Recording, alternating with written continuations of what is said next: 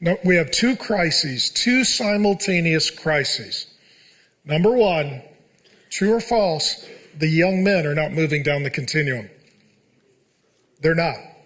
They are delaying their responsibilities and maturity as long as possible. That's not wisdom, that's foolishness. What we have created this indefinite life stage. It used to be that adolescence or young adulthood was kind of in your teens, and then we moved it into your 20s, and now we've moved it into the 30s. The average man is over 30 when he marries for the first time. That means for 30 years he's been single. And it's not a sin to get married later, but it is a sin if it's because you're irresponsible and you don't want to grow up and take on masculine responsibility. This is why men who are godly and wise are probably going to get married younger than the other guys. Because they're not going to just live with their girlfriend. They're not just looking for a good time. They want to have a good marriage, raise a good family, leave a good legacy. One of the crises we have is young men are literally frozen. They are not moving forward. They're not. They're not getting jobs. They're not starting careers. They're not leaving their parents' home. They're not launching independently. And instead what they're doing, they're dating, relating, and fornicating. They're impregnating with no intent of fathering. So we have a cultural crisis where boys who can shave are creating babies, but not fathers. That's our cultural crisis. Okay?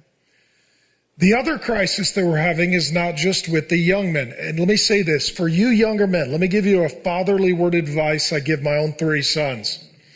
The sooner you start taking on responsibility, the further ahead you are. Think of it like a NASCAR race. Right now, every guy is drunk in the pits, with the trophy girl. That's where they are.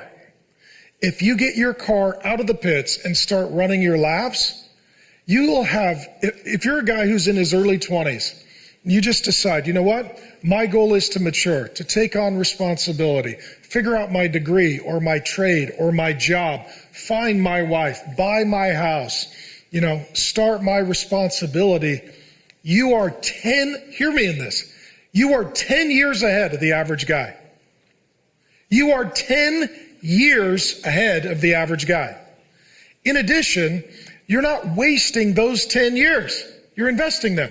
You're not wasting them on 5 broken, traumatized dating relationships. You're investing them in one marriage.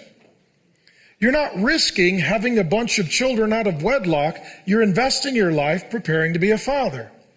You're not wasting your money on alcohol and nightlife and stupidity and guy stuff. You're investing it in a home. You're investing it in a future. The absolute collapse of our culture is an incredible opportunity for you young guys to get ahead. How many of you older guys agree with me on this point? It's an amazing opportunity. So for you younger guys that are here, you're like, okay, I want to grow in wisdom. I want to figure this out. That's why the older guys are here. You're like, I don't know how to marry a woman. Find a guy who's been married for a while and his wife is still smiling. And take notes. You're like, okay, I'd like to be a dad. Okay, find a guy who's got some kids who still like him. Say, hey, I want to come over for dinner. I want to see you and your wife in your natural habitat. It's like going to the zoo. I just want to see you in your natural habitat. I want to see what this works like. That's where I started. I was 17, met Grace, 19, got saved. First thing I did, I found an older guy, godly, married, 11 kids, one wife. I was like, apparently they get along, and so, and I was like, hey, can I come over to dinner at your house? He's like, yeah, come on over. So I got to see him pray with his kids and hang out and be with his wife. I was like, okay, this is what it looks like. Because this is what I want. I want to get married. I want to have kids. I want to be a dad. I don't want my kids to grow up, hate me, and write punk rock songs about how I ruined their life. I want to actually have a family. And so we did. And then on Friday nights, we babysat their kids and they got date night. And it was our way of serving the family as they let us sort of peer into their world. The other crisis, young men are not moving forward. Let me say this to you. If you're a young man, you're like, well, I want to figure out how to get a job.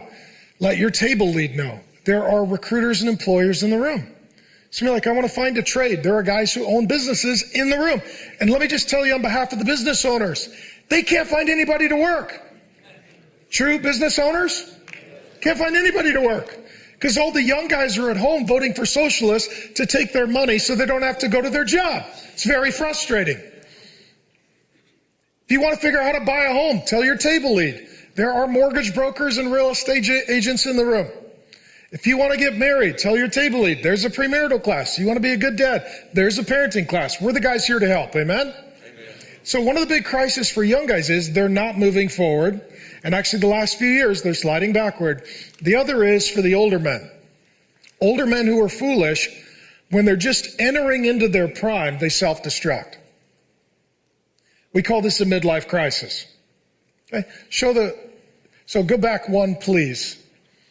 So that is where a guy gets to number 6 and then decides to go back to number 3. You see that? He's like, my wife is 51. I'm going to trade her in for 3 17-year-olds. It's that guy. Shots fired, Scottsdale, Arizona. Okay? So, and what it is, it's a guy who decides, you know what? I don't want to continue to learn my lessons, move forward, take responsibility, finish my race well. So I'm going to go back to my college days. I'm going to have a midlife crisis. I'm going to get a hot car. I'm going to find a gal who's got a father wound. I'm going to implode my family. We're going to split everything I've ever worked for. The attorneys are going to set a pile of money on fire. And I'm going to go back and relive my college days. Okay? So this is the crisis in our culture. The young men are not moving forward. They're stuck. And the older men are going backward, which is why we have an absolute crisis in healthy, godly, masculine leadership from top to bottom in all of Western society. And until or unless that problem is fixed, we are a doomed culture in decline. We're a doomed culture in decline. Howdy, Pastor Mark here. Thanks for viewing the clip. And if you'd like the entire sermon, we've got it ready to go.